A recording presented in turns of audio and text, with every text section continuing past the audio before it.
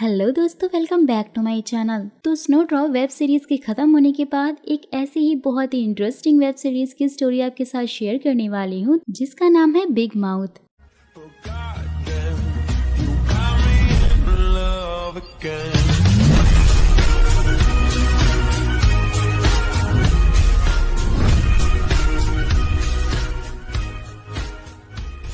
Series की starting Big Mouth के बारे में बताते हुए होती है, जो कि एक गैंग माफिया ड्रग डीलर है, जहाँ कोरियन इंटेलिजेंस उसे पकड़ने के लिए एक स्पेशल टीम बना रहे हैं। कल तो सीन शिफ्ट होता है और हमारा मेन कैरेक्टर यानी पार्क दिखाया जाता है, जिसका सपना था बहुत बड़ा बनना और एक सक्सेसफुल एडवोकेट बनना। और आज पार्क और उसकी वाइफ यानी मियो की एनिवर्सरी है, वेडिंग, जिसके लिए वो अपनी वाइफ को एक बड़े से होटल में पार्टी देता है, जहाँ उसके फादर इन लॉ भी शामिल थे। बट वो अपनी बेटी मियो से ज्यादा तो पार्क को ही सपोर्ट किया करते थे। रेस्टोरेंट की शान और शोहरत को देखकर तो मियो उल्टा पार्क को ही डांटने लग जाती है, क्योंकि उनकी फाइनेंशियल कंडीशन काफी ज्यादा खराब थी।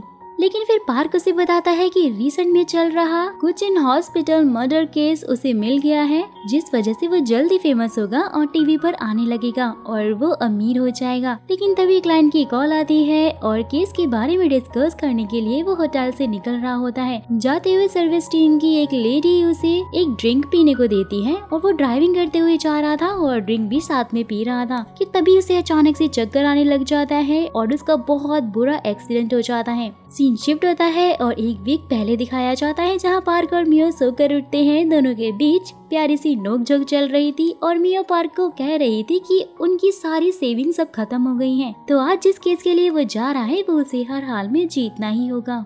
फिर पार्क अपने फादर इन लॉ के साथ में कोर्ट जाता है। दरअसल ये केस एक क्रिप्टो करेंसी स्कैम का केस था, जिसमें पार्क भी बुरी तरह से फंसा हुआ था, क्योंकि उसने भी अपना काफी सारा पैसा इस केस में गवा दिया था और इसलिए वो बाकी उन सारे लोगों को रिप्रेजेंट कर रहा था जो कि इस स्कैम में फंसे हुए थे। तो केस जीतने के लिए उसने लोन शार्क से काफी सारा पैसा लिया हुआ था और उसने जज को दिया था वो पैसा, ताकि फैसला उसके हक में आए। लेकिन पार्क की बत्ती तो तब गोल हो जाती है जब जज चेंज हो जाता है और जिस जज को उसने पैसे दिए थे उसकी जगह दूसरा जज आ जाता है और वो केस हार जाता है। सारे क्लाइंट उस पर टूट पड़ते हैं और जैसे तैसे करके वो अपनी जान बचाकर पार्क फादर इन लॉ के साथ में बाहर भाग जाता है। फिर अपनी वाइफ के गुस्से की डर की वजह से पार्क पूरी रात घर से बाहर रहने का फैसला करता है, जहाँ उसके फादर इन लॉ भी अपनी बेटी से छुपते छुपाते हुए पार्क के कपड़ों का बैग लाकर उसे सौंप देते हैं। लेकिन तभी एक नया केस उसके हाथ में लगता है, जब मेयर उसे खुद कॉल करके एक सुनसान जगह पे बुलाता है और ये केस था रिसेंटली टीवी पर फेमस क्रूचर हॉस्पिटल मर्डर केस, जिसमें कार के ट्रंक में एक डॉक्टर की लाश मिली थी और 3 सस्पेक्ट पकड़े गए थे,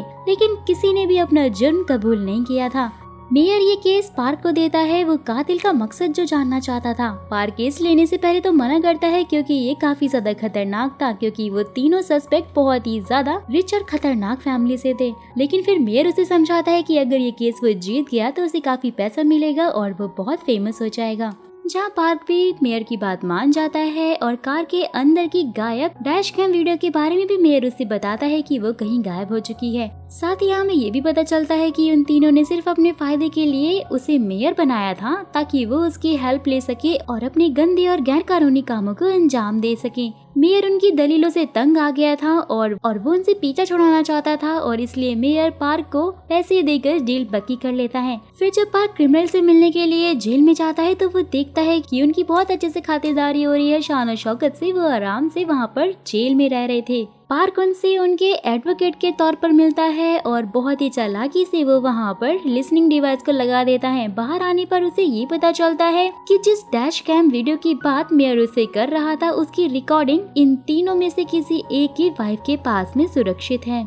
फिर पार्क ये सारी इन्फॉर्मेशन मेयर को कॉल करके देता है। मेयर और पार्क दोनों फिर उस क्रिमिनल की वाइफ से मिलने के लिए जाते हैं, जहां वो एक कुकिंग कंपटीशन की वीडियो शूट करवा रही थी। लेकिन जैसे ही वो अपने रूम में रेस्ट करने के लिए जाती है तो उस पर कोई अटैक कर देता है। नीचे पार्क और मेयर भी पहुंच चुके थे। उसकी चीखें सुनकर वो लोगों के साथ में ऊपर उसे देखने के लिए जाते हैं। वहाँ वो उन्हें बेहोश मिलती है। होश में आने पर वो दोनों उसे इन्वेस्टिगेट करने लग जाते हैं और साथ ही उसी डैश कैम वीडियो के बारे में पूछते हैं। साथ ही वो कहती है कि अगर उसने उनसे कुछ भी छुपाने की कोशिश की तो अपने हस्बैंड की तरफ, तो वो भी जेल में ही सड़ेगी। फिर वो लेडी उन्हें टेम्पल में लेकर जाती है और वहाँ से वो वीडियो रिकॉर्डिंग जो कि उसने खुफिया जगह पर रखी थी वो निकाल कर पार्क को सौंप देती है। साथ ही वो उसे चौथे इंसान का नाम भी बताती है जो कि कोई और नहीं बल्कि गोंगजू है, और वो बहुत ही पावरफुल इंसान है जो कि हर गलत काम में इन्वॉल्व होता है, लेकिन वो बहुत ही आसानी से बच जाता है क्योंकि उसकी पहुंच बहुत ऊपर तक है। वो लेडी पार्क को वार्न करती है कि ये केस बहुत ही ज्यादा खतरनाक है, तो उसे अपना ध्यान रखना चाहिए। वीडियो रिकॉर्डिंग देखने के बाद पार्क को पता चल जाता है कि उन तीनों ने ही इस डॉक्टर को मारा था क्योंकि उसके पास उनके खिलाफ कुछ ऐसे सबूत थे जो कि वो उनसे चाहते थे। वहीं दूसरी तरफ लॉन शार्क के लोग पार्क के घर में धावा बोल देते हैं क्योंकि उसने क्रिप्टो करेंसी वाले स्कैम में उनके बहुत सारे पैसे जो लगाए थे, और वो जाकर उसकी प्रॉपर्टी को सीज कर लेते हैं। उसकी वाइफ को बहुत गुस्सा आता है, वो कॉल करके पार्क से बात करती है, जहाँ पार्क कहता है कि ये प्रॉब्लम बहुत ही जल्द सॉल्व हो जाएगी, तो तुम्हें टेंशन लेने की जरूरत ही नहीं है। फिर पार्क अपना बहुत दिमाग लगाता है और वो सोचता है कि अगर ये सबूत वो गोंगजू को बेच देगा तो उसे बहुत सारे पैसे मिल सकते हैं, जिससे कि वो अपने घर का कर्जा भी चुका लेगा। फिर अपने प्लान को अंजाम देने के लिए वो गोंगजू से मिलने चाहता है, लेकिन वहाँ की शान और शौकत देखकर जिस तरह से गोंगजू रह रहा था, पार्क तो हक्का बक्का रह जाता है क्योंकि वो बहुत ही ज्यादा अमीर जो था। जहाँ जाकर पार्क गोंगजू को धमकाता है कि उसके पास उसके खिलाफ सबूत हैं जिससे वो फंस जाता है, लेकिन गोंगजू को तो इससे कोई फर्क ही नहीं पड़ता और वो उल्टा ही उसे धमकाकर वहाँ से भगा देता है। घर जाने के बाद जब मियो बहुत ज्यादा गुस्सा करती है पार्क पे, तो वो उसे मेयर के दिए हुए पैसे सौंप देता है और कहता है कि फिलहाल के लिए तो उसके पास इतना ही है, लेकिन आगे उसे इस केस में और भी ज्यादा पैसा मिलने वाला है। मियो ने पार्क का नाम बिग माउथ रखा था क्योंकि वो बहुत बोलता था और करता कुछ भी नहीं था। फिर सीन शिफ्ट होता है और वही उनकी वेडिंग एनिवर्सरी वाला सीन दिखाया जाता है जहाँ पर पार्क का एक्सीडेंट हो गया था, लेकिन पार्क अभी भी जिंदा था। फिर पास के कुछ सीन दिखाया जाते हैं जहाँ पार्क और मियो कॉलेज में होते हैं, यानी कि ये लोग कॉलेज से ही साथ थे और उसके बाद उन्होंने शादी कर ली थी, जहाँ पर पार्क हमेशा से ही मियो को बहुत पसंद करता था और मियो भी उससे काफी सपोर्ट किया करती थी।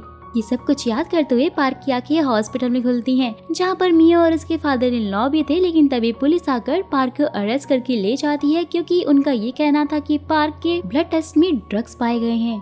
फिर जेल में पार्क रिक्वेस्ट करता है कि वो मेयर से एक बार बात करना चाहता है। फिर जैसे इसकी मेयर से बात कराई जाती है तो मेयर उससे मिलने के लिए आता है और वहाँ वो उसे बताता है कि उसे फंसाने वाला कोई और नहीं बल्कि गैंगजू ही है। सच जानने के बाद तो मेयर को बहुत गुस्सा आता है कि पार्क गैंगजू से मिलने के लिए गया था उसे सबूत पेशने के लिए, और वो गुस्सा होकर वहाँ पे उसकी हेल्प ना करने के लिए बोलकर चला जाता है। वहीं दूसरी तरफ पार्क के ऑफिस में इन्वेस्टिगेशन करने के लिए पुलिस पहुंच जाती है, जहां उन्हें बहुत सारा ड्रग्स, पैसा और गन मिलती है, जिससे कि ये साबित हो रहा था कि पार्क एक गैंगस्टर है क्योंकि सारे सबूत उसके खिलाफ जो थे। तो इसलिए उसे दूसरी जेल में शिफ्ट किया जाता है जहाँ पर बहुत ही खतरनाक क्रिमिनल्स को बंद करके रखा गया था। फिर पार्क को उन्हीं तीनों वीआईपी क्रिमिनल्स के पास ले जाया जाता है जिनका केस उसे लड़ने को दिया गया था। वो तीनों तो उस पर ही गुस्सा करने लग जाते हैं कि उसने उन्हें धोखा दिया है और उसे बहुत मारते हैं। वो फांसी से लटकाकर बस उसे मारने ही वाले होते हैं, लेकिन तभी जेल वार्डन वहाँ पर पहुँच जाता है और पार्क को बचा लेता है। और ऐसा करने के लिए उसे गोंगजू ने कहा था क्योंकि उसने न्यूज में ये देख लिया था कि पार्क के पास से बहुत ज्यादा पैसा मिला है और उसे गैंगस्टर डिक्लेयर किया गया है और लोग उसे बिग माउथ कह रहे हैं, जिसने गैंगजू को उल्लू बनाकर उसका सारा पैसा और ड्रग्स हड़प लिए थे, जो कि अब वो उस बिग माउथ से रिकवर करना चाहता है। पार्क की हालत बहुत ज्यादा खराब थी, उसे बहुत मारा कूटा गया था और इसलिए उसे डॉक्टर को दिखाकर वापस से जेल के रूम में लाकर फेंक दिया जाता है। और वहीं दूसरी तरफ पार्क के घर के बाहर आकर सब लोग मियो से उसका इंटरव्यू ले रहे थे, जहां वो ये डिक्लेयर कर रहे थे कि उसका हस्बैंड कोई बिग माउथ नहीं है, वो एक सीधा साधा सा इंसान है और कोई इसे फंसाने की कोशिश कर रहा है, लेकिन वो कुछ न कुछ करके अपने हस्बैंड को जरूर बचा लेगी। साथ ही वो कहती है कि पार्क अगर तुम मेरी ये बात सुन रहे हो तो तुम ये बात जान लो कि मैं तुमसे बहुत प्यार करती हूँ और मैं तुम्हें बचा कर ही रहूंगी। ये सब कुछ पार्क भी सुन रहा था जेल में और वो बहुत ही ज्यादा इमोशनल हो जाता है। वहीं फिर पार्क को लाइट डिटेक्टर के साथ में इन्वेस्टिगेट किया जा रहा था, जहां वो कहता है कि वो बिग माउस नहीं है और अगर वो बिग माउस होता तो उसे पैसे की इतनी प्रॉब्लम नहीं होती और ना ही उसके ऊपर इतना ज्यादा कर्जा होता। ये सब कुछ मेयर भी बाहर बैठा हुआ देख रहा था। हर जगह बस यही न्यूज चल रही थी कि पार्क ही बिग माउस है और बिग माउस एक बहुत ही बड़ा गैंगस्टर है जो कि सालों से अपनी आइडेंटिटी छुपाकर ही सारे गैर कानूनी काम कर रहा है और ड्रग्स डीलिंग भी कर रहा है, जो कि एक बहुत ही खतरनाक बंदा है और हर कोई उससे डरता है। और जैसे ही पार्क जेल में वापस आता है, वो तीनों वीआईपी क्रिमिनल्स भी उससे डर रहे होते हैं क्योंकि उन्हें लग रहा था कि अगर ये बिग माउस हुआ तो फिर उनकी खैर नहीं है। फिर जैसे ही वो सेल में वापस जाता है तो जेरी नाम का एक बंदा आकर उससे बहुत ही ज्यादा एडमायर करने लग जाता है। वो कहता है कि मैं बिग माउस का बहुत बड़ा फैन हूँ और आज तुमसे मिलकर मैं बहुत ज्यादा खुश हो गया हूँ। वहीं दूसरी तरफ गोंगजू उस इन्वेस्टिगेटर को बुलाता है जिसने पार्क के साथ में पूछताछ की थी और वो उससे पूछता है कि क्या सच में पार्क ही बिग माउस है। तो अगर ऐसा हुआ तो उसे उसकी हेल्प चाहिए क्योंकि उसे बिग माउस से अपना सारा पैसा रिकवर करवाना है और इसके बदले में वो उस इन्वेस्टिगेटर को बहुत सारा पैसा देगा और उसकी जिंदगी को संवार देगा। लेकिन यहाँ पर अभी भी कुछ कंफर्म नहीं था कि पार्क ही बिग माउस है और इसलिए वो इन्वेस्टिगेटर उसे कहता है कि मैं हमेशा आपका साथ देने के लिए तैयार रहूंगा चाहे कुछ भी हो। जैसे ही गोंगजू वहाँ से जाता है तो वो इन्वेस्टिगेटर मेयर से जाके मिलता है। वहाँ वो उसे उस बिग माउस के उन सारे वीआईपी कस्टमर की इन्फॉर्मेशन देता है जो कि उसके साथ में ड्रग डीलिंग किया करते थे। जहाँ गाइस हमें ये समझ में आता है कि मेयर ये सब कुछ इसलिए कर रहा है क्योंकि वो गोंगजू को दिखाना चाहता है कि वो अपनी क्वालिटीज और अपनी मेहनत की वजह से ही आज इस मेयर की पोजीशन पे पहुँच पाया है, ना कि गोंगजू के पैसे और उसकी पावर की वजह से। वहीं दूसरी तरफ मेयर को भी पता चल जाता है कि पार्क को गुचर मर्डर केस की वजह से ही फंसाया गया है क्योंकि वो लेडी भी गायब है जिसने उसकी ड्रिंक में ड्रग्स मिलाए थे। वहीं जेल में तो किसी को ये भरोसा ही नहीं हो रहा था कि पार्क ही बिग माउस है क्योंकि वो एक बहुत ही आम सा दिखने वाला एक शरीफ सा वकील जो है। जहाँ कुछ कैदी आपस में बात करते हुए कहते हैं कि बिग माउस की कमर पे तो एक बहुत ही बड़ा चूहा है और इसलिए उसका नाम बिग माउस है, और वहीं कुछ कह रहे थे कि बिग माउस एक लड़की है जो कि बहुत ही ज्यादा बोल्ड है। लेकिन तभी वहाँ पर एक और गैंगस्टर क्रिमिनल होता है जो कि बहुत ज्यादा गुस्से में आ जाता है क्योंकि हर जगह सिर्फ बिग माउस की तारीफ ही हो रही थी और वो गुस्से में जाके पार्क का खाना फेंक कर उसको मारने लग जाता है।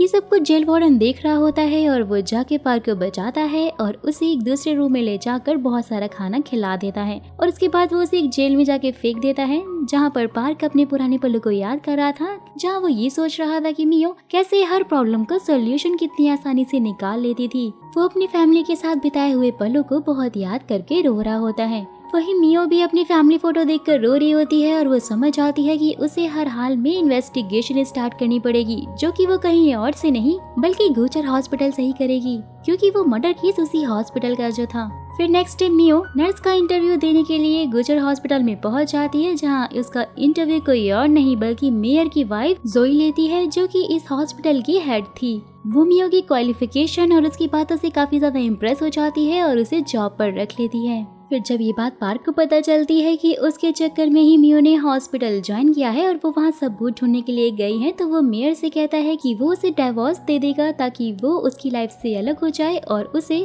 पार्क की वजह से कोई भी प्रॉब्लम ना हो क्योंकि ये डिक्लेयर हो चुका है कि पार्क ही बिग माउस है और जो भी बिग माउस की वाइफ होगी तो लोग तो उसे ऑब्वियसली जीने ही नहीं देंगे। फिर पास के कुछ सीन दिखाए जाते हैं जहाँ पर ये पता चलता है कि जब मियो और पार्क कॉलेज में थे तो पार्क एक बार फेल हो गया था और उसको अपनी फीस भरने के उसके पास पैसे भी नहीं थे। जहाँ मियो उसकी हेल्प करना चाहती थी लेकिन पार्क ये एहसान लेने के लिए तैयार नहीं था और फिर उसने पार्क से शादी करने के लिए उसे प्रपोज किया था क्योंकि उसके बाद वो उसकी आसानी से हेल्प कर जो सकती थी। फिर कुछ टाइम बाद ही पार्क लॉयर बन गया था और फिर फाइनली उसने मियो को प्रपोज किया था शादी के लिए क्योंकि अब वो फाइनेंशियली इतना काबिल हो चुका था कि वो अपना और मियो का ख्याल रख सकता था। ये सारे पल याद कर करके पार्क बहुत ज्यादा दुखी था, वो रो रहा होता है और वो मियो के लिए एक नोट लिखता है कि वो सुसाइड करना चाहता है। लेकिन तभी एक फॉर्चून टेलर प्रिजनर भी वहाँ पर होता है जो उसे कहता है कि बेटा तुम्हारी उम्र तो बहुत ज्यादा लंबी है और तुम ऐसे मरने वाली नहीं हो। फिर पार्क सोचता है कि वो तो एक जेल में है और वो खुद अपनी जान लेने के पीछे क्यों पड़ा है जबकि और लोग इसकी जान ले सकते हैं। तो पहले तो अपने उस प्लान को अंजाम देने के लिए वो सबसे पहले उस गैंगस्टर प्रिजनर के पास जाता है और वो उसके ऊपर खाना फेंकता है और साथ ही उसे कहता है कि तुम मुझे मारो, जहाँ फिर उनके बीच में फाइट हो जाती है और पार्क उसे एक घूसा मारता है लेकिन उसका पंच इतना ज्यादा तेज लगता है कि बेचारा वो गैंगस्टर प्रिजनर वहीं पे गिर जाता है। ये सब कुछ देखकर तो लोग बहुत ज्यादा डर जाते हैं और उन्हें अब ऐसा फील होने लग गया था कि शायद सच में पार्क ही बिग माउस है। लेकिन फिर तभी वहाँ पर एक दूसरा खतरनाक कैदी आता है और पार्क सोचता है कि अगर इसने इसको प्रोवोक किया तो ये तो उसे मार ही देगा। वो उसके पास जाकर कहता है कि तुमने अगर अपनी माँ का दूध पिया है तो तुम मुझे मारो। लेकिन यहाँ पे तो भाई एक जोक ही हो जाता है। वो तो अपनी माँ का नाम सुनते ही रोने लग जाता है। और ऐसा क्यों है ये तो आपको आगे की वीडियो में पता चल जाएगा। यानी कि दोस्तों पार्क का ये प्लान भी पूरी तरह से फेल हो गया था। फिर जहाँ उसे ये न्यूज पता चलती है कि आज किसी कैदी ने बाहर भागने की कोशिश की थी और उसे पुलिस वालों ने पकड़ के मार दिया। फिर पार्क सोचता है कि अगर वो भी यहाँ से भागने की कोशिश करेगा तो शायद वो भी मारा जाएगा और इसलिए वो रात के टाइम पर जेल से भागने की कोशिश करता है जब सब लोग सो रहे थे और ये सब कुछ जेल वार्डन भी देख रहा था और उसे बहुत गुस्सा आता है। वो ये नहीं जानता था कि ये पार्क है और इसलिए वो अपनी पुलिस को उसे मारने के लिए भेज देता है। पार्क जेल से भाग रहा होता है और जेल वार्डन को पता नहीं था कि वो बिग माउथ है और इसलिए वो उसे शूट करने के ऑर्डर अपने पुलिस ऑफिसर्स को देता है। जहाँ वो लोग उसे बस शूट करने ही वाले होते हैं, लेकिन तभी जेल वार्डन देख लेता है कि वो तो बिग माउथ है। फिर वो फटाफट से अपने सारे पुलिस ऑफिसर्स को उसे शूट करने से रोक लेता है। फिर से पार्क को वापस से उठाकर उसी अकेले सेल में डाल दिया जाता है। जेल वार्डन गंगजू को कॉल करके बताता है कि पार्क ने आज क्या किया है। तो गंगजू से कहता है कि ये बंदा मेरे लिए बहुत ज्यादा इम्पोर्टेंट है तो इसे कुछ भी नहीं होना चाहिए। साथ ही वो जेल वार्डन को कहता है कि अगर तुमने मेरा काम अच्छे से किया तो मैं तुम्हें बहुत सारा पैसा दूंगा। वहीं दूसरी तरफ मियो हॉस्पिटल में अपनी जॉब के लिए पहुंच जाती है और साथ ही उसे सबूत भी जो ढूंढने थे। तो वहाँ की हेड नर्स उसे बाकी स्टाफ से इंट्रोड्यूस कराती है, लेकिन सबको देखकर तो ऐसा लग रहा था कि उन्हें तो मियो में कोई इंटरेस्ट ही नहीं है। मियो भी अपना काम स्टार्ट करने लग जाती है और जब उनका लंच ब्रेक होता है तो सारी नर्स और हेड नर्स सारा काम मियो के ऊपर थोप कर चली जाती हैं, क्योंकि वो इस हॉस्पिटल में न्यू जो आई थी और कोई भी उसे पसंद नहीं करता था। जहाँ बेचारी मियो अपना काम बहुत ईमानदारी के साथ में कर रही थी, वो सारे पेशेंट्स को दवाइयाँ और उनकी देख रेख का काम कर रही थी। लेकिन तभी एक पेशेंट की तबीयत बहुत ज्यादा खराब हो जाती है। मियो इमरजेंसी अलार्म ऑन भी करती है, लेकिन वहाँ के सब लोग तो ऐसे रिएक्ट कर रहे थे जैसे कि उन्हें पेशेंट के जीने और मरने से कोई फर्क ही नहीं पड़ता। लेकिन मियो फिर अपनी पूरी कोशिश करती है, उसे CPR देती है और जैसे तैसे करके वो उसकी जान बचा लेती है। लेकिन तभी वहाँ पर मेयर की वाइफ जोई, जो कि हॉस्पिटल की हेड है, वो अपनी नर्स के साथ में वहाँ पर आती है, जहाँ वो उसको डांटने लग जाती है कि उसे किसने परमिशन दी ये सब करने के लिए। मियो को यहाँ पर ये लग रहा था कि सब लोग उसे बहुत ज्यादा अप्रिशिएट करने वाले हैं और उसकी तारीफ करने वाले हैं कि उसने एक पेशेंट की जान बचाई, लेकिन यहाँ पर तो सब कुछ उल्टा ही हो गया था। फिर वो हेड नर्स को वहाँ से डांट कर चली जाती है कि उसे अपनी नर्स पर कंट्रोल रखना चाहिए और उसे अच्छे से ट्रेन करना चाहिए। फिर भाई क्या था, उसके बाद तो हेड नर्स हमारी मियो की क्लास लगा देती है और वो उससे कहती है कि ये सब लोग ऑलरेडी मरने वाले हैं और इनकी फैमिली को भी इनकी कोई चिंता नहीं है, तो तुम इनकी जान क्यों बचाना चाहती हो। पहले तो मियो को कुछ भी समझ में नहीं आ रहा था कि आखिर वो किस बारे में बात कर रही है। साथ ही हेड नर्स से कहती है कि इस मामले से तुम बिल्कुल दूर रहो और तुम्हें जितना काम दिया गया है सिर्फ उतना काम ही करो। फिर जब मियो लंच कर रही होती है तो वो देखती है कि उसके सामने वाली टेबल पे एक स्टाफ मेंबर लेडी को DNR ऑर्डर साइन करने के लिए कह रहा था। वो कह रहा था कि वैसे भी तो पेशेंट मरने ही वाला है और तुम मेडिसिन एंड बिल अफोर्ड नहीं कर सकती हो, तो इस DNR ऑर्डर को साइन कर दो। मियो को ये बात बहुत ही अजीब लगती है और घर जाने पर वो अपने फादर इन लॉ और मेयर के साथ में इस टॉपिक पर बात कर रही होती है, जहां उन्हें समझ में आ जाता है कि जिस डॉक्टर का मर्डर हुआ है उसने कुछ न कुछ ऐसा जरूर राइट किया था 7th फ्लोर वाले पेशेंट्स के बारे में, जो कि इन सब बातों से लिंक करता है और इन सब का उससे कुछ न कुछ कनेक्शन तो जरूर है।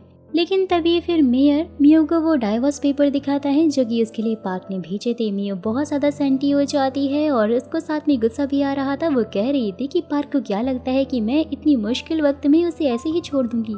मैं उसे बहुत प्यार करती हूँ और मैं उसे कभी भी नहीं छोड़ूंगी, फिर चाहे कुछ भी क्यों ना हो जाए। वहीं दूसरी तरफ जेल वार्डन बहुत सारे पैसे काउंट कर रहा होता है। साथ ही वो ये कह रहा होता है कि ये पैसा तो भाई बहुत ही कम है और मेरी फैमिली का तो इससे गुजारा हो भी नहीं पाएगा। वो यहाँ पे ये सोच रहा था कि अगर पार्क सच में बिग माउस है तो इससे उसका बहुत ही फायदा होने वाला है और वो उससे अपना फायदा उठा कर ही रहेगा। तो इसलिए वो अपने पुलिस ऑफिसर को ऑर्डर देता है कि पार्क को जिस सेल में रखा गया है जहाँ पर वो बिल्कुल अकेला है, उसे वहाँ से निकाल कर बाकी सारे कैदियों के साथ में डाल दिया जाए।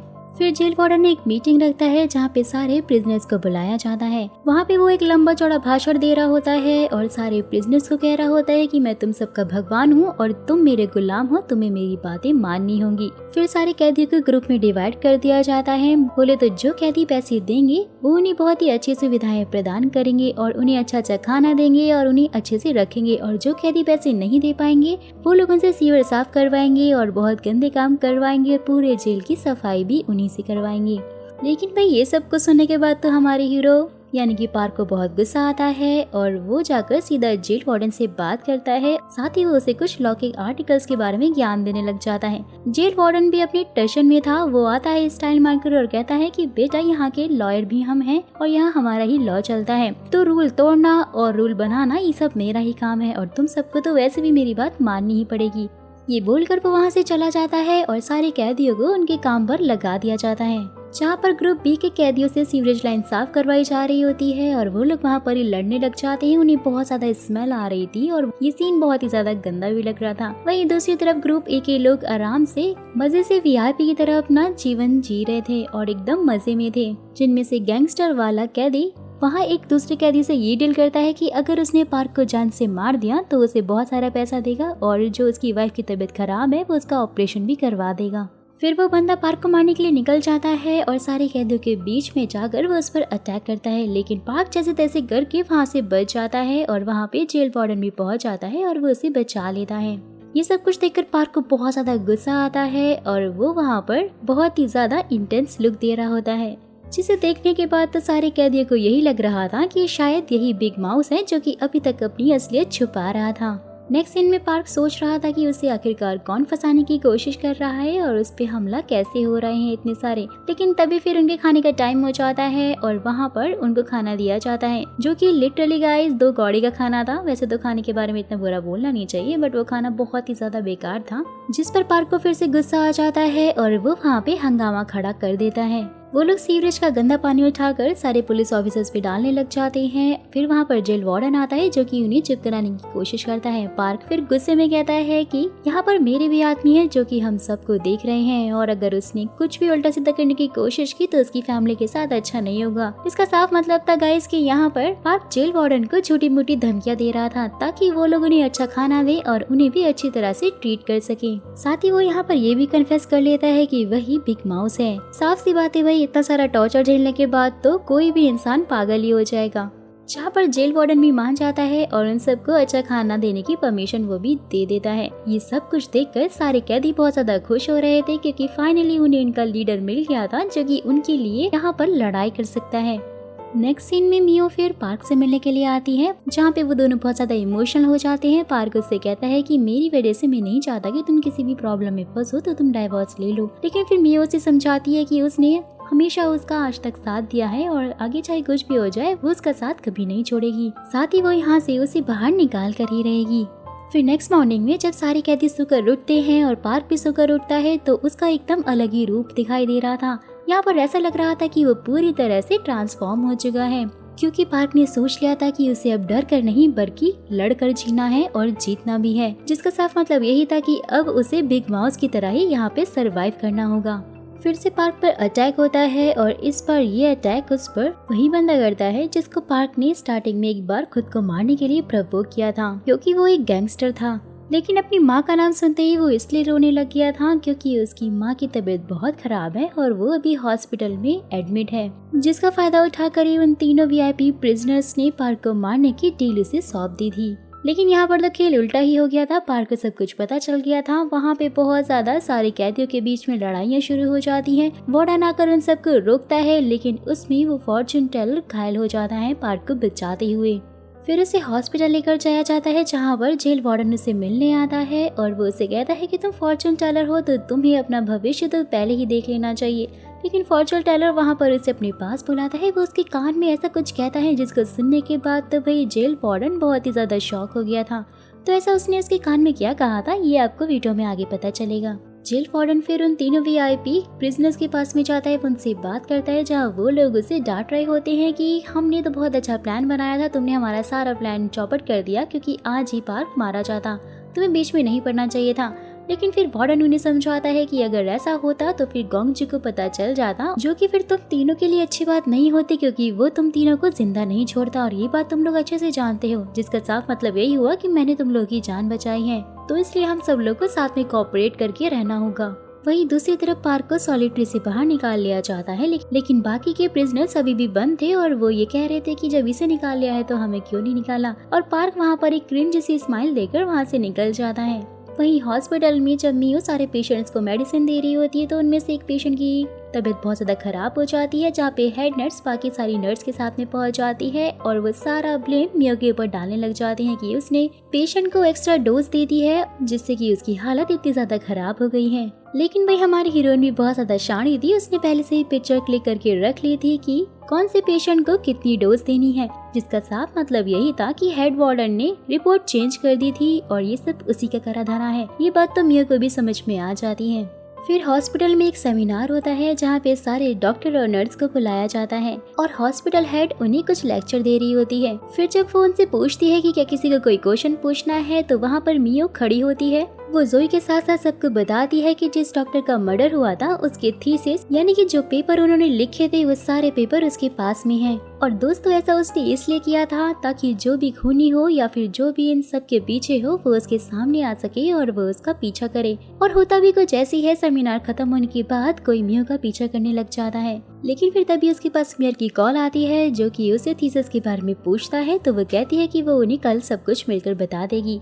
मेयर जब मियो से मिलने के लिए आते हैं तो वहाँ पे वो लोग आपस में बात करते हैं। तो वो उसे बताती है कि ये सब कुछ तो उसका ट्रैप था और उसके पास डॉक्टर की कोई थीसिस नहीं है। साथ ही वो कहती है लेकिन उसे शक है मेयर की वाइफ यानी कि हॉस्पिटल की हेड सोई पे। लेकिन फिर मेयर कहते हैं कि मेरी वाइफ ऐसा कुछ नहीं कर सकती और उसे उसके ऊपर पूरा भरोसा है।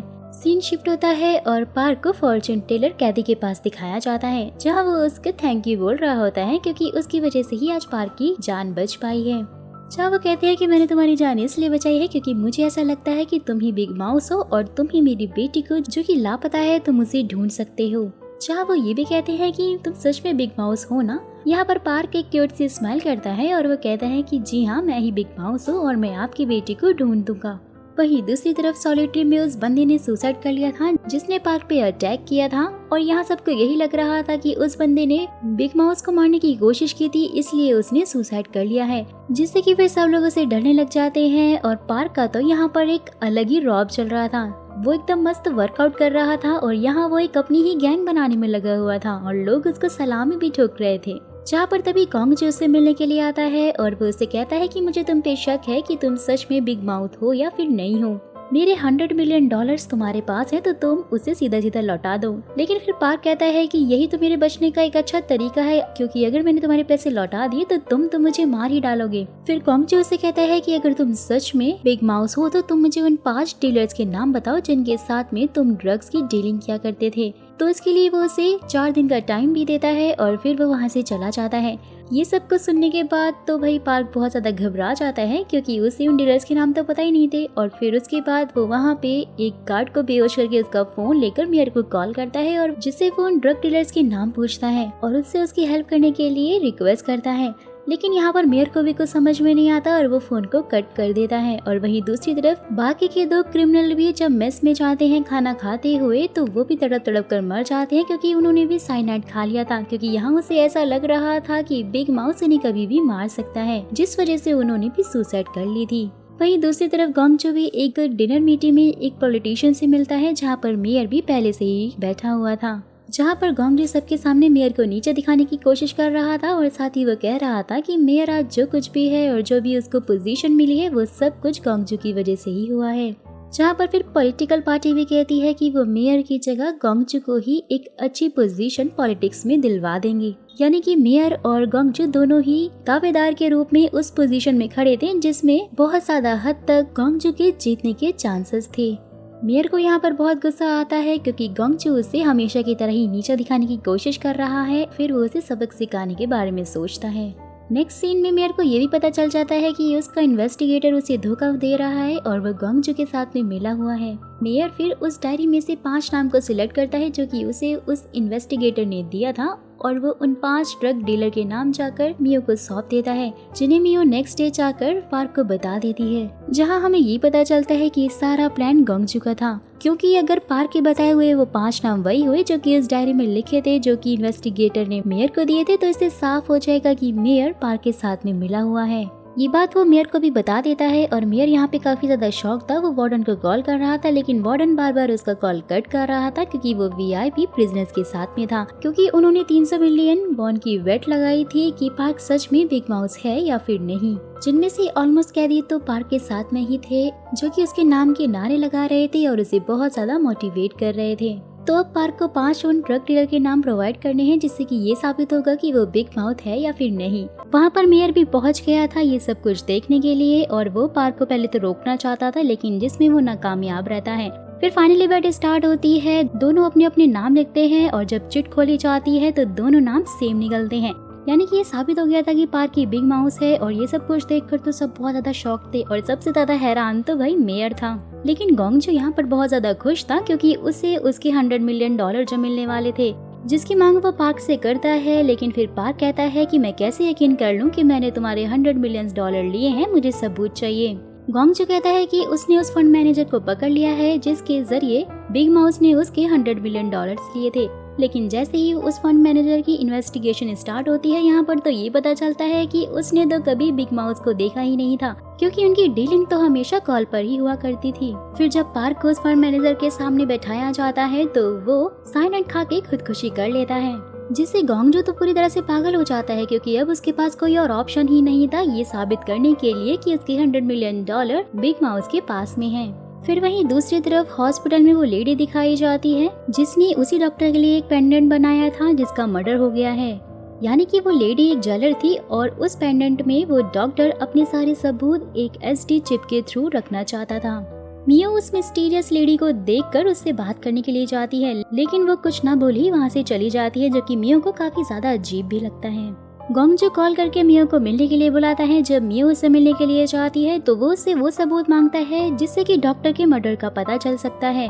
लेकिन मियो उन सबूतों को देने के लिए साफ इनकार करते हुए कहती है कि इससे तो उसका हस्बैंड बेकसूर साबित हो सकता है तो इसलिए वो सबूत किसी को भी नहीं दे सकती है। लेकिन यहाँ पर गोंग जो कहता है कि तुम्हारा हस्बैंड सच में बिग माउस है।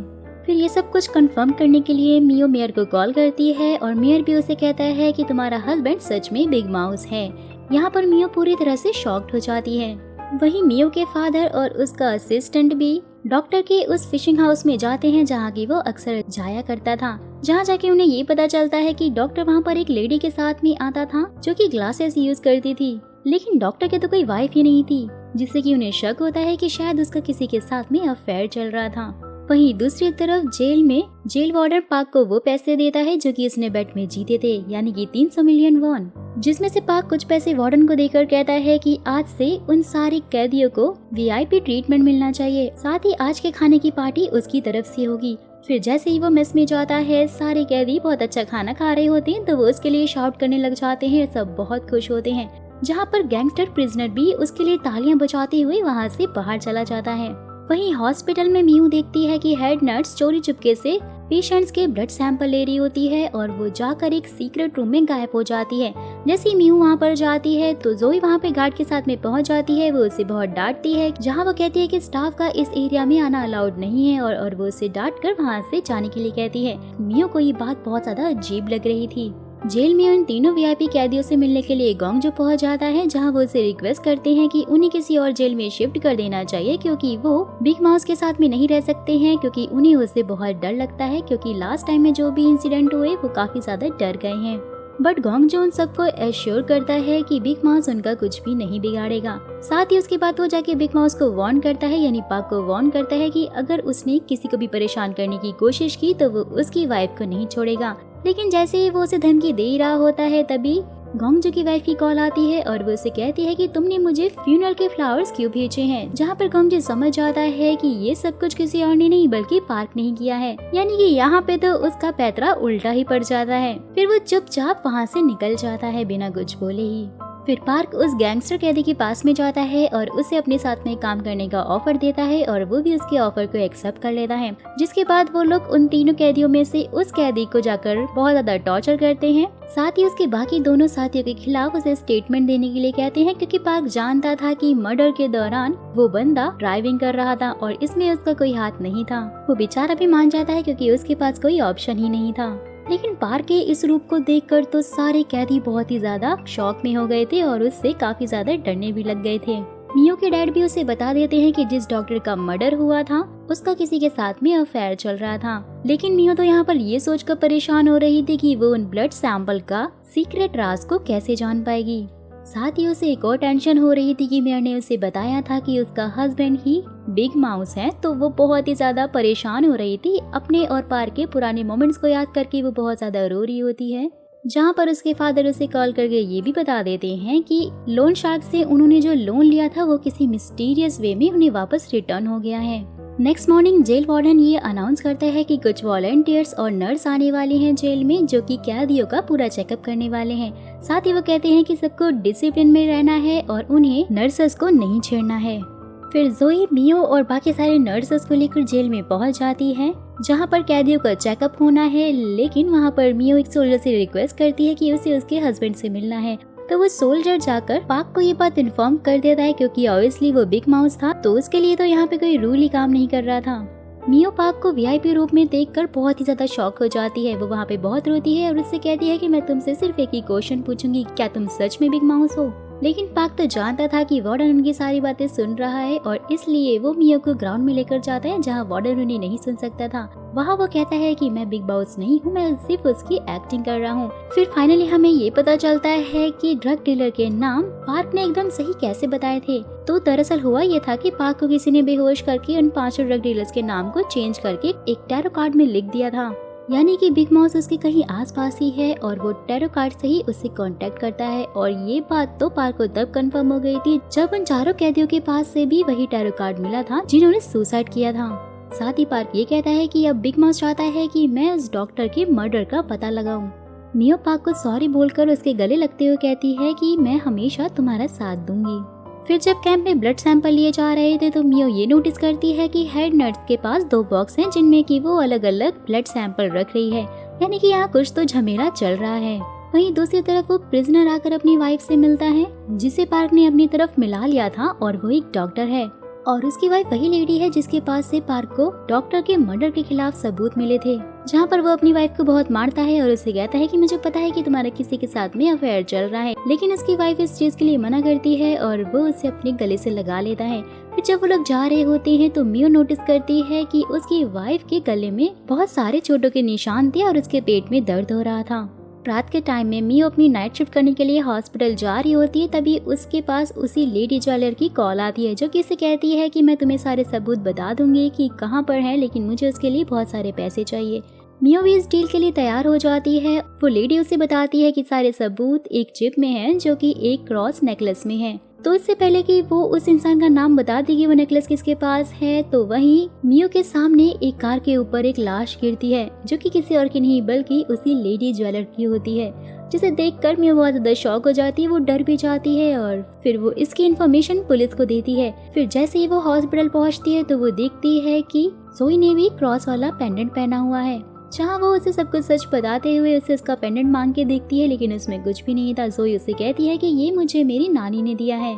लेकिन फिर वही गाइस हम देख पाते हैं कि वहाँ पर एक और लेडी थी जिसके सिर्फ शूज दिखाई दे रहे थे, जो कि कोई और नहीं बल्कि हीजिन है, यानी कि डॉक्टर हान की वाइफ, जिसे पार्क टॉर्चर कर रहा था।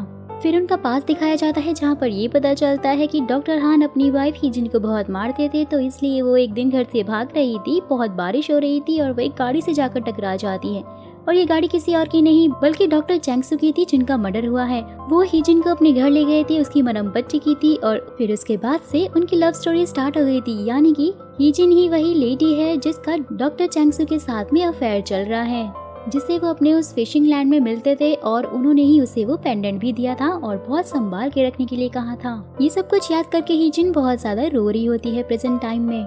वहीं फिर दूसरी तरफ जेल में उन तीनों प्रिजनर्स की बेल एक्सेप्ट हो गई थी, लेकिन वो दोनों वीआईपी कैदी डॉक्टर हान को अपने साथ में नहीं लेकर जाते हैं, क्योंकि उन्हें डाउट हो रहा था कि वो बाहर जाकर शायद उनकी पोल खोल सकता है कि वही मर्डरर है।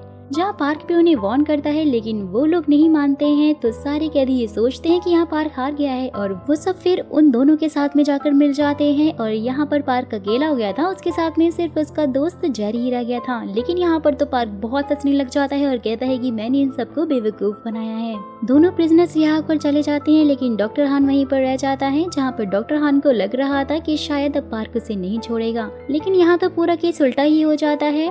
गैंगस्टर कैदी और उसके साथ ही उसे मारने लगते हैं, क्योंकि उन्हें गैंगस्टर ने डॉक्टर हान को खत्म करने के लिए बोला था।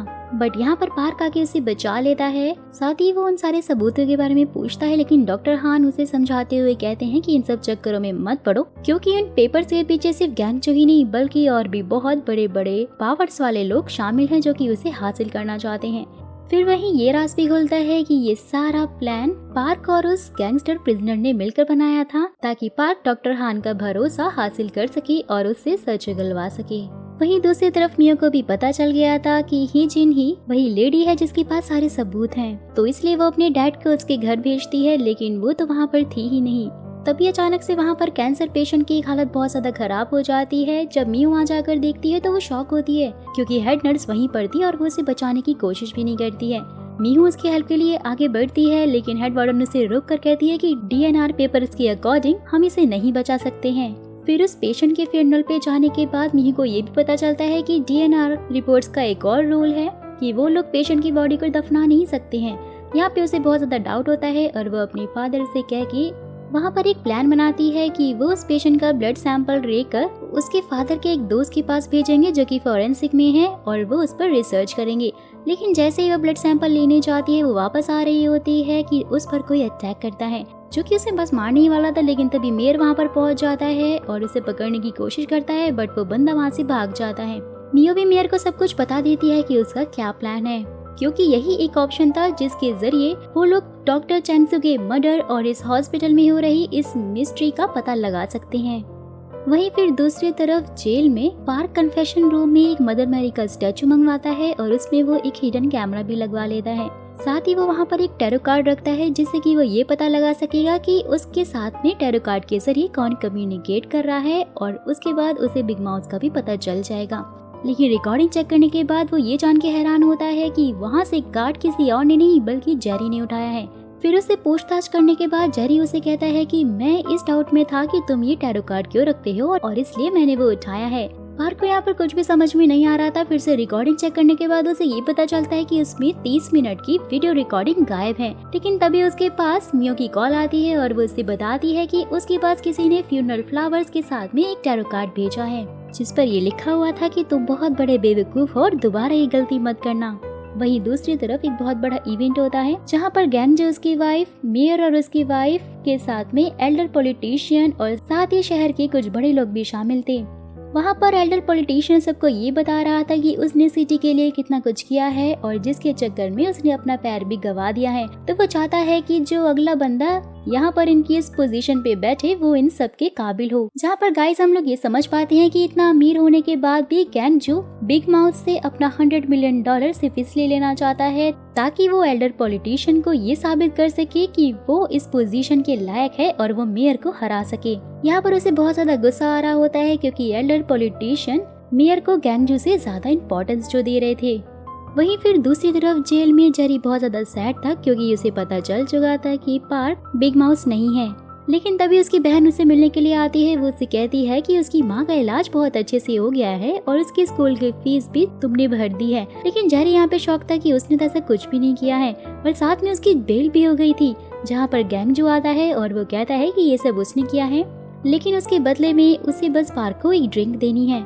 जेरी वहाँ कहता है कि मैं उसका मर्डर नहीं कर सकता हूँ, मैं कोई मर्डर नहीं हूँ। लेकिन गैंगजो उसे समझाता है कि इससे बस उसके पेट में दर्द होगा और हम उसे यहाँ से बाहर निकाल लेंगे। जेरी भी बेचारा कुछ समझ नहीं पा रहा था और वो उसके एहसानों तले दबा हुआ जो था। वो सारे कैदियों के साथ में पार्क को भी वो ड्रिंक देता है और उसे पीने के बाद पार्क बेहोश हो जाता है और उसके पेट में दर्द होने लगता है। जहाँ पर आकर एम्बुलेंस उसे बाहर ले आती है। लेकिन तभी मियो और उसके फादर भी वहाँ पर आ जाते हैं पार्क से मिलने के लिए, जहाँ जेरी उन्हें बता देता है कि उसे हॉस्पिटल ले जाया जा रहा है। वो लोग उसका पीछा करते हैं, जहाँ वो ये देखकर शॉक होती है कि एम्बुलेंस हॉस्पिटल नहीं बल्कि कहीं और ही जा रही है। फिर उसके बाद वो गाड़ी से उस एम्बुलेंस को रोककर सोल्जर से रिक्वेस्ट करके पार्क को हॉस्पिटल ले जाते हैं और वहाँ पर उसे एडमिट करवा देते हैं। जहाँ पर एक आदमी आता है और बेहोशी की हालत में पार्क का अंगूठा बेल के पेपर्स पे लगवा देता है और उसे ले जाकर गैंगजो को पकड़ा देता है। जब पार्क को होश आता है तो मियो उससे मिलने के लिए आती है और यहाँ पर पार्क भी समझ गया था कि जो ड्रिंक उसे जेरी ने दी थी उसमें कुछ न कुछ मिला हुआ था। मियो पार्क को अश्योर कर रही थी कि सब कुछ बहुत जल्दी ठीक हो जाएगा। फिर जब हॉस्पिटल से डिस्चार्ज होने के बाद पार्क वापस से जेल में जा रहा होता है तो वो ये नोटिस करता है कि ये तो जेल का रूट ही नहीं है, क्योंकि उसे तो कहीं और ले जाया जा रहा था। पार्क यहाँ पर काफी अलर्ट हो जाता है, लेकिन सब मिलकर उसे बेहोशी का इंजेक्शन लगा देते हैं और उसे उठा के मेंटल हॉस्पिटल ले जाते हैं, जहाँ पर ऑब्वियस बात है कि अब उसे टॉर्चर किया जाएगा। तो आगे की क्या स्टोरी होने वाली है, कैसे कैसे टर्न एंड ट्विस्ट आएंगे, वो मैं आपको अपनी नेक्स्ट वीडियो में बताऊंगी। तब तक के लिए स्टे सेफ एंड हैप्पी।